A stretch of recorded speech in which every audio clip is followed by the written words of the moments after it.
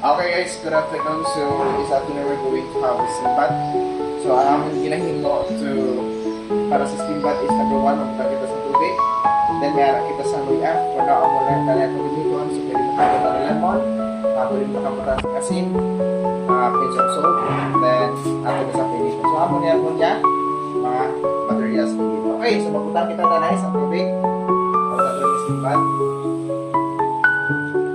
As you can hear, today this is old steam bath from 1670 na ginkuha pa ni Dave. So ara na, ato ni close. Okay. So what will happen next? Atong isa ipasulod ang atong yung patient diri for 15 minutes only para maano yung steam bath. So what is the purpose of steam bath? Para si Dave na akong discuss.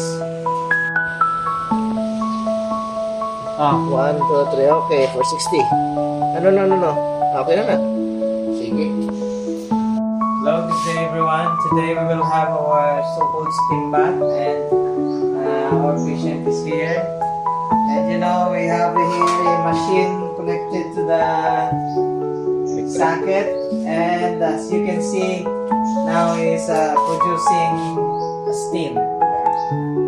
So we'll do it right now, so bear with us. Okay.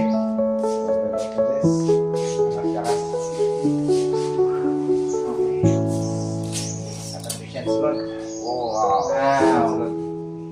Okay. Sige, kung ano yun, kung ko. So, kung steam bath. Steam bath. So, ano imo na feel, sir?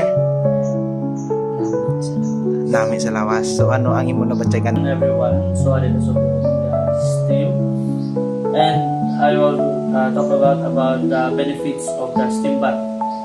So the steam baths offer several key benefits. So this is a improved circulation. The heat dilates blood vessels, enhancing blood flow throughout the body, and clear respiratory passages. Warm, moist air helps loosen mucus and relieve congestion from cold air or allergies. So, and it promotes skin health. Open pores to flush out toxin and dirt, leaving skin cleaner and more hydrated.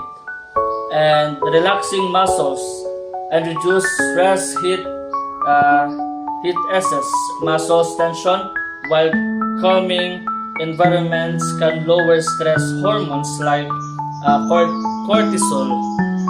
And last is aid in detoxification. Reduces sweating, which help eliminates some waste product from the body. So this is our steam bath.